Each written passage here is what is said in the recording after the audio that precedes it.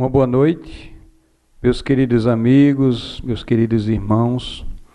Mais uma vez estamos aqui reunidos e nesse momento, nesta oportunidade, vamos dar continuidade ao estudo do Livro dos Espíritos, hoje a aula número 3. Assistimos agora há pouco, né, excelente palestra de Divaldo Pereira Franco, lá em Vitória da Conquista, que com certeza encantou e nos incentivou para que possamos estar nessa continuidade dos estudos da doutrina espírita que todos nós necessitamos. A TV Chico Xavier e a rádio Chico Xavier.com, mais uma vez ao vivo, fazendo as suas atividades de estudos, de reflexões, e convidamos, a todos para que possam visitar o nosso canal no YouTube, acessar os nossos vídeos, fazer a sua inscrição, que é muito importante, para todos nós. A inscrição é gratuita, seguir o nosso perfil no Instagram, que é @TV Chico Xavier, curtir a nossa página no Facebook, e aqueles que querem acompanhar a nossa programação, que fica 24 horas no ar, através da rádio, é só baixar o aplicativo Radiosnet no seu celular ou no seu iPhone. Nós temos também o nosso aplicativo oficial da rádio.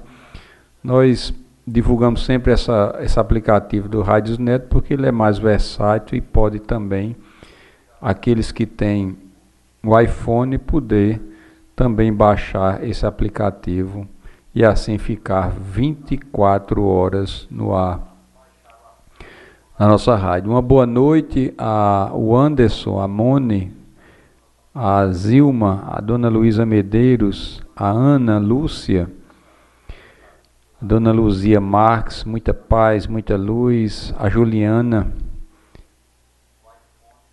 a Wanda Soares, muita paz e muita luz. E hoje estamos na terceira aula do estudo do Livro dos Espíritos.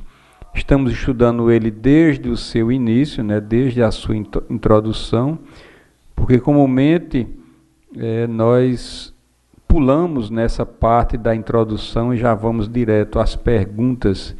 E essa parte introdutória é tão importante, para que a gente possa entender um pouco, da história do início, da composição do Livro dos Espíritos, e assuntos de muita importância para todos nós espíritas, aqueles que querem conhecer a doutrina espírita, ter um embasamento para entender, depois do estudo do Livro dos Espíritos, as obras que nós chamamos as complementares. Então vamos, com muita alegria, já iniciar o estudo do Livro dos Espíritos, a terceira aula hoje, e com muita alegria que iniciamos o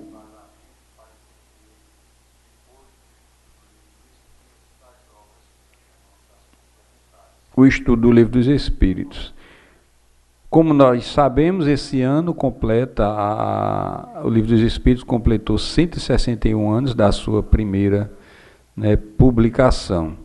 E sempre iniciamos também com essa passagem do Evangelho segundo o Espiritismo, lá do capítulo O Consolador, das Instruções dos Espíritos, que diz o seguinte: Espíritas, amai-vos, este o primeiro ensinamento, instruí-vos, este o segundo.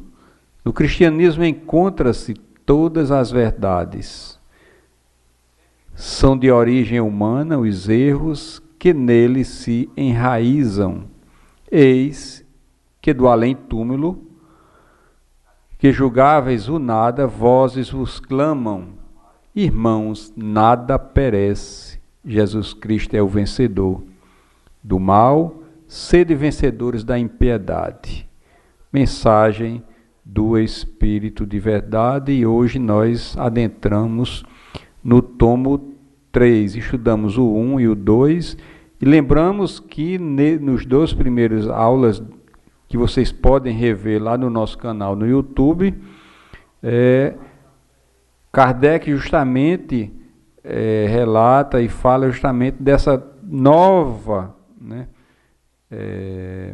nesse novo tema que surge para a humanidade, né, um novo pensamento, e justamente para esse novo pensamento, novas palavras, para que essas palavras, as palavras que hoje, que naquela época, comumente se usava, não pudessem ser confundidas nas suas interpretações. Então ele resolve justamente criar a palavra espiritismo, né, para identificar justamente aqueles que, os seguidores, os estudiosos da doutrina espírita, os espiritistas, e criou, e na França justamente tem esse hábito de justamente registrar as palavras novas que são criadas, né?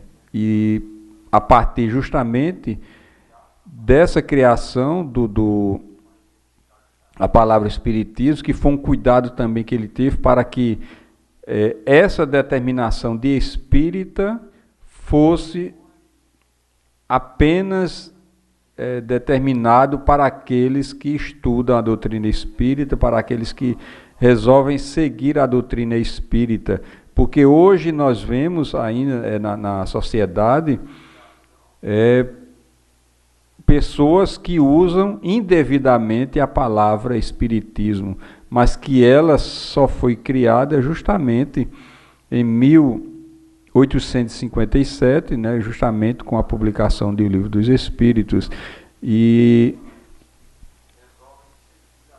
alguns seguidores de algumas religiões ou doutrinas indevidamente colocam justamente na sua composição o nome espiritismo, e assim, para que não possamos confundir, né, a doutrina espírita foi um pensamento novo, né, foi o Consolador prometido por Jesus naquela época, e a palavra espiritismo, espiritista, foi justamente criado por Kardec para definir aquele que estava seguindo a doutrina espírita, né, a doutrina dos espíritos. E vamos começar.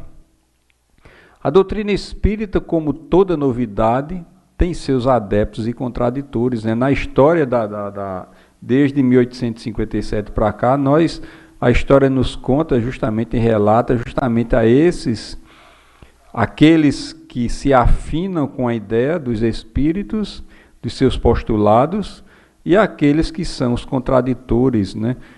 Tão famosos que, diante das suas posturas, faziam mesmo era divulgar e criar curiosidade nas pessoas para conhecer essa nova doutrina que estava nascendo, justamente aquele Alto Fer de Barcelona, onde queimaram publicações do Livro dos Espíritos, fez com que as pessoas, a sociedade daquela época tivessem uma curiosidade para ver o que é que estava escrito ali naqueles livros, como até hoje, desde aquela época, a história conta esses detratores, esses contraditores, que não fazem senão propagar os ensinos e divulgar a doutrina espírita.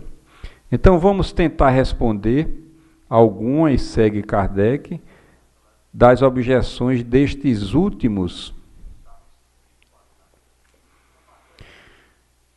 examinando o valor dos motivos em que se apoiam, sem termos, entretanto, a pretensão de convencer a todos, pois há pessoas que acreditam que a luz é feita somente para elas. E realmente existem esses pretensos sábios que acham que o conhecimento apenas foi oferecido com eles e para eles. Dirigimos às pessoas de boa fé, sem ideias preconcebidas ou irrevogáveis, mas sinceramente desejosas de se instruírem, e lhes demonstraremos que a maioria das objeções que fazem à doutrina provém da observação incompleta dos fatos. e de um julgamento feito com leviandade e precipitação. São justamente aqueles que ainda não, ou que não se deleitam na observação e no estudo da fenomenologia e já vão ali com os seus conceitos já formados, justamente dar as suas opiniões, que muitas das vezes são justamente contraditórias àquilo que o fenômeno, se devidamente estudado, poderia justamente esclarecê-los e demoverem ele das ideias contraditórias do Espiritismo. Recordemos inicialmente, em poucas palavras, a série progressiva dos fenômenos que deram origem a esta doutrina. Então Kardec justamente faz um relato desses fenômenos que iniciaram a doutrina espírita. O primeiro fato observado foi o da movimentação dos objetos diversos, né? Isso nós temos um conhecimento. Designaram-no vulgarmente pelo nome de mesas girantes. São as famosas mesas girantes, que naquela época na França era a atração nos teatros, nos palcos, ou a dança das mesas. Este fenômeno, que parece ter sido observado primeiramente na América, ou melhor, que se repetiu neste país, porquanto a história prova que remonta à mais alta antiguidade,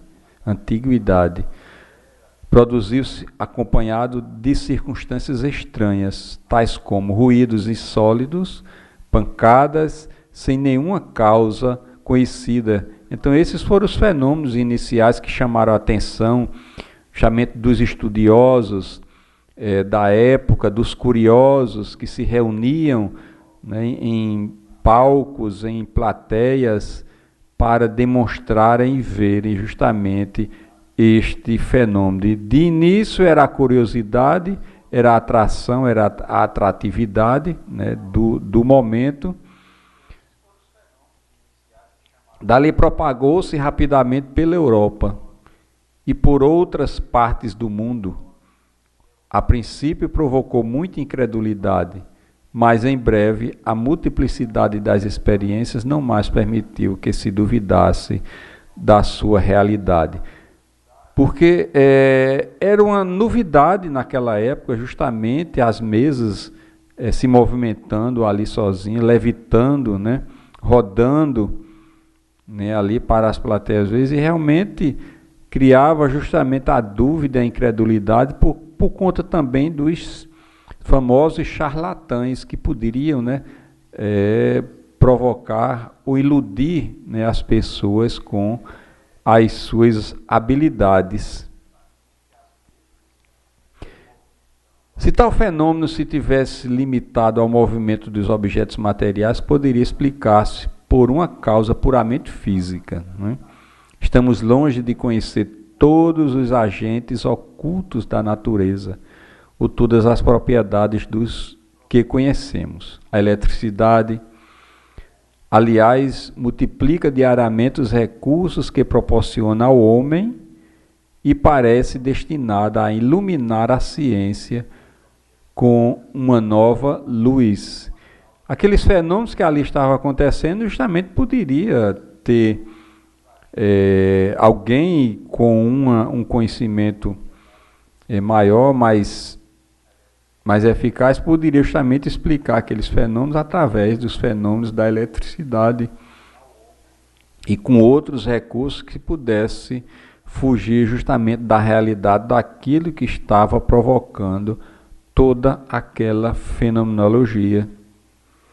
Nada haveria, pois, de impossível em que a eletricidade, modificada por certas circunstâncias ou qualquer outro agente desconhecido, fosse a causa do movimento. A reunião de muitas pessoas, aumentando o poder de ação, parecia apoiar essa teoria, visto que ser possível considerar esse conjunto como uma pilha múltipla, cuja potência corresponde ao número de elementos. É interessante, poderia até, de acordo com essa questão, quando se tinha um número maior de pessoas ou de médios que liberavam o ectoplasma para acontecer toda aquela fenomenologia, quanto maior o número, mais o fenômeno estava ali mais patente, e por conta justamente disto, poderia, justamente através do fenômeno da eletricidade, modificado, como ele diz aqui, em certas circunstâncias, poderia muito bem, né, servir de explicação para tudo aquilo que estava acontecendo e chamando a atenção das pessoas. O movimento circular nada tinha de extraordinário. Está na natureza. Todos os astros se movem circularmente. Poderíamos, pois, em pequena escala, um reflexo do movimento geral do universo. Seria uma vertente da explicação daquelas mesas girantes, ou melhor dizendo, uma causa até então desconhecida, podendo produzir acidentalmente com pequenos objetos e em certas circunstâncias uma corrente análoga a que arrasta os mundos. Então Kardec vai construindo justamente um pensamento, de um raciocínio justamente que poderia explicar toda aquela fenomenologia que estava ali acontecendo e vai nos levando às reflexões, levando o nosso pensamento, conduzindo para a construção de um pensamento mais sólido. Mas o movimento nesses nem sempre era circular.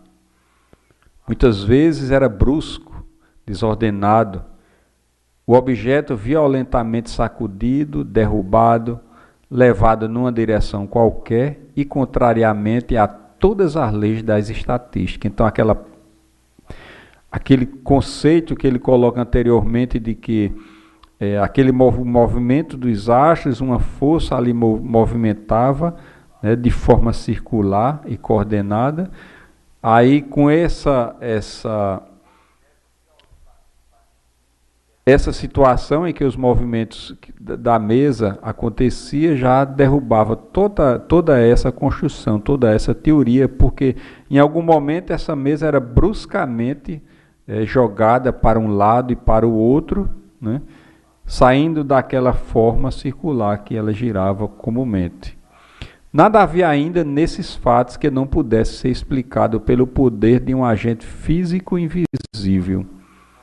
Não vemos a eletricidade derrubar edifícios, arrancar árvores, atirar longe os corpos mais pesados, atraí-los ou repeli-los. Então Kardec ainda coloca, né, ainda para esses movimentos bruscos, justamente fazendo um paralelo aos raios que de uma forma ou de outra derrubavam a árvore, jogavam, né, objetos ao longe quando esses raios os atingiam. Supondo-se que os ruídos insólitos, as pancadas, não fossem de um efeito ordinário de dilatação da madeira ou de qualquer outra causa acidental, podiam muito bem ser produzidos pela acumulação de um fluido oculto. A eletricidade não produz os mais violentos. Quer dizer, diante dessas explicações, os detratores ou os contrários à doutrina espírita, aqueles mais desavisados poderiam justamente usar todos esses recursos para explicar toda aquela fenomenologia sem a deter o que estava ali por trás, oculto, provocando aqueles fenômenos. Então era um prato cheio para os detratores e os contraditores da doutrina espírita. E hoje ainda nós encontramos essas pessoas.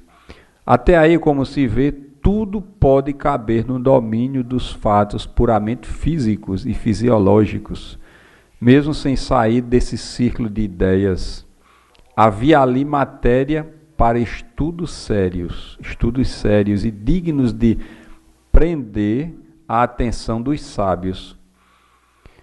Porque assim não aconteceu. É penoso dizê-lo, mas o fato deve a causas que provam, entre mil outros semelhantes, a leviandade do espírito humano. De início, a vulgaridade do objeto principal que serviu de base às primeiras experiências talvez não lhe fosse estranha. Que influência não tem tido muitas vezes uma palavra sobre coisas mais graves?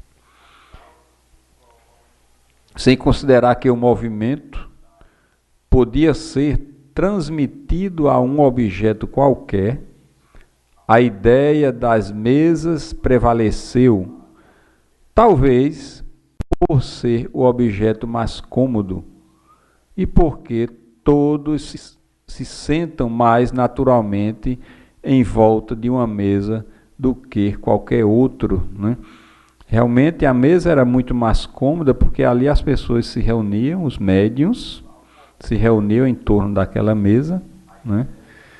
E assim aconteciam justamente o movimento daqueles objetos, daquela mesa, das mesas girantes que ali giravam para o deleite daqueles curiosos.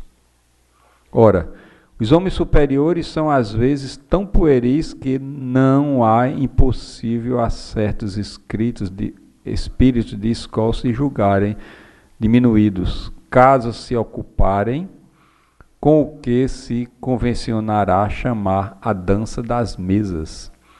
É mesmo provável que se o fenômeno observado por Galvani, aquelas experiências de Galvani, o tivera sido por homens vulgares e ficasse caracterizado por um nome burlesco, ainda estaria relegado ao lado da varinha mágica. Qual, com efeito, o sábio que não julgado uma indignidade ocupar-se com as danças, né, das anjas? São as famosas experiências, né, de Galvani, que Kardec justamente faz uma comparação, e a questão também daqueles homens, ele já começa a fazer uma alusão justamente porque quem provocava aqueles fenômenos eram justamente os espíritos mais inferiores que a espiritualidade usava justamente para provocar aqueles fenômenos, porque os espíritos superiores não iriam se ocupar justamente com essa fenomenologia. Alguns, entretanto, muito modestos para conviverem,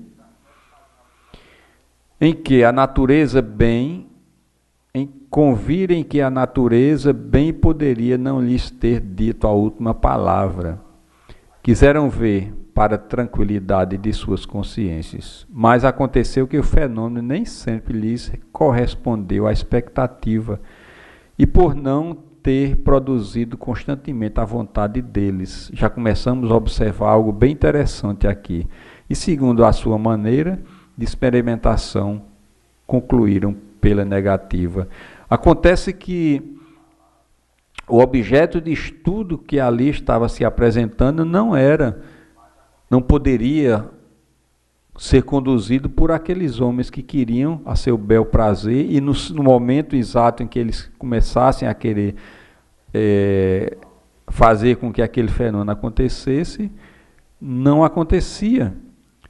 Não era fruto da vontade do homem e daqueles que estão assistindo ao momento de provocar aqueles fenômenos. E por conta justamente dessa questão é que eles deixavam justamente, ouviam, vamos dizer, de forma diferente ou negativa aquele fenômeno, já que a ciência daquele momento, uma ciência positivista, que achava que o fenômeno tinha que ser justamente amparado dentro de uma lei, né? E que aquele fenômeno deveria justamente acontecer dentro daquela lei, dentro daquele controle, né, de ação que a ciência positivista naquela época se propunha. E o fenômeno das mesas girantes não obedeciam justamente a esses critérios da ciência daquela época. E por conta disso, as pessoas, esses estudiosos, renegavam esses fenômenos. Malgrado, porém, ao que decretaram as mesas, pois que as mesas continuam a girar, e podemos dizer com Galileu, todavia elas se movem.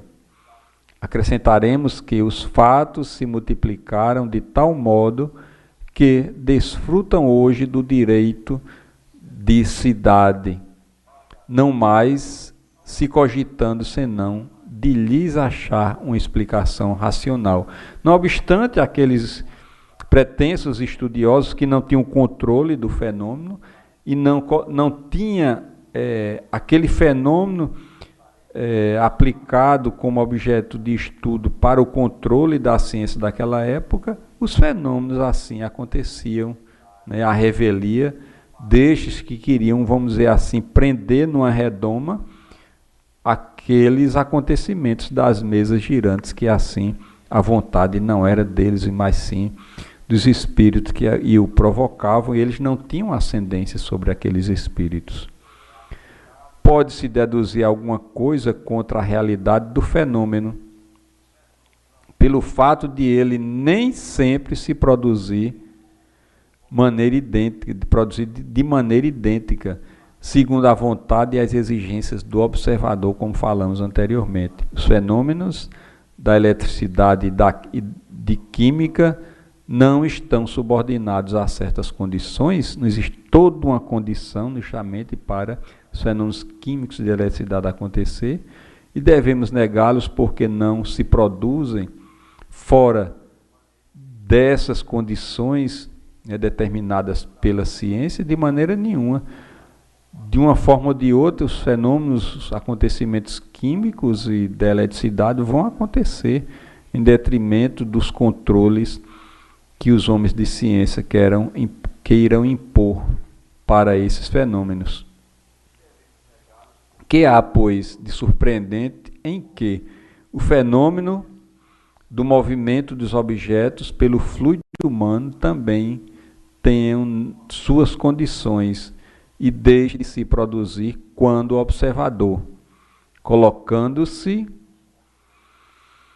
no seu ponto de vista, pretende fazê-lo seguir ao sabor de seu capricho ou sujeitá-lo às leis dos fenômenos conhecidos, sem considerar que, para fatos novos, pode haver novas leis. Ora, para conhecerem essas leis é preciso estudar as circunstâncias em que os fatos se produzem, e esse estudo pode deixar senão de uma observação perseverante, atenta e às vezes muito longas. Kardec já começa a colocar justamente aí a possibilidade de uma nova lei que estava ali sendo criada, que estava ali acontecendo para explicar toda aquela fenomenologia dos efeitos físicos das mesas girantes que ali estava acontecendo. Mas objeta a algumas pessoas, muitas vezes há fraudes evidentes. É claro que existem os defraudadores, existem os embusteiros, até hoje ainda existe isso.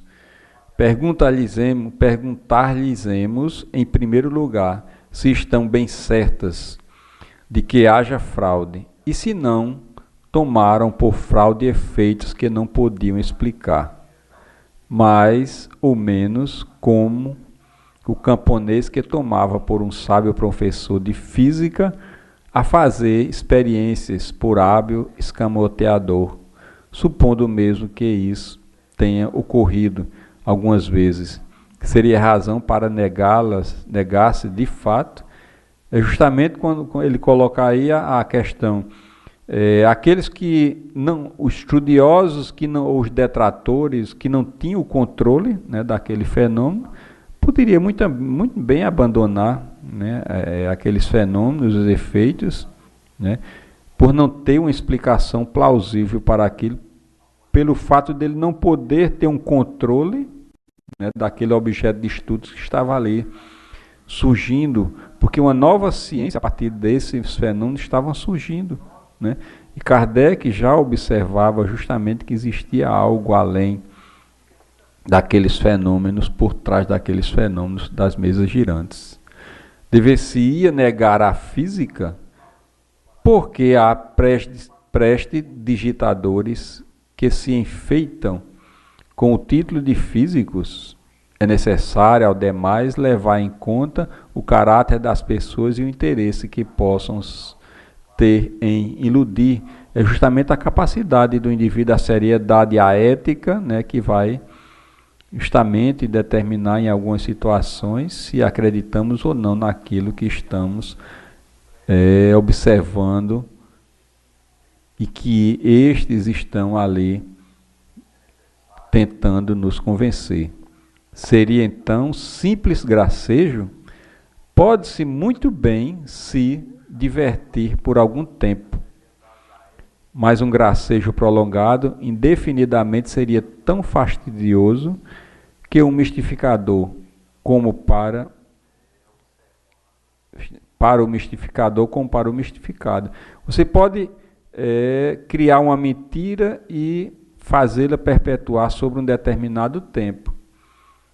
Mas vai chegar um momento que aquela mentira não vai conseguir ser sustentada, né? E ali se descobre, vamos dizer assim, a fraude que possa estar ali acontecendo. Haveria, além disso, numa mistificação que se propaga por um extremo a outro do mundo e entre as pessoas mais sérias, mais honradas e mais esclarecidas, alguma coisa há, ao menos tão extraordinária quanto o próprio fenômeno. Acontece que a fenomenologia espírita não acontecia ali só na França, era no mundo inteiro, né? Será que, como ele coloca aqui, existiria justamente uma fraude no fenômeno que estava acontecendo, se alastrando pelo mundo inteiro? Né? E é claro que, diante das circunstâncias daquele momento, teria que existir uma explicação, né, para tudo aquilo que estava acontecendo e que precisava ser estudado. Então, esse tomo de hoje, o tomo 3, é bem interessante porque Kardec nos faz viajar um pouco, né, no nosso pensamento e nas nossas reflexões, né, e justamente levando a uma viagem àquele momento em que acontecia toda aquela fenomenologia das mesas girantes, né, tudo aquilo que aconteceu, aquelas pessoas que estavam em volta ali, aqueles curiosos que estavam ali naquelas plateias, naqueles auditórios, naqueles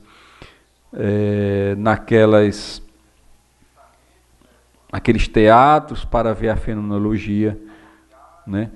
E nós nos colocamos, como ele coloca o nosso pensamento para viajar, nós nos colocamos naquela época e observando, né, aquele fenômeno, né, e as conjecturas que poderíamos fazer, trazendo uma explicação à lógica da eletricidade ou das coisas que eram conhecidas naquele momento, mas que, pelo prolongar da fenomenologia, e não só naquele local acontecia, mas em outras partes do mundo, alguma lei nova estava sendo criada, alguma situação nova estava surgindo ali, e que Kardec teve justamente a perspicácia de observar que alguma coisa ali estava acontecendo de muito sério e que precisava ser estudado, e que o chamou a atenção para se deter mais naquele fenômeno.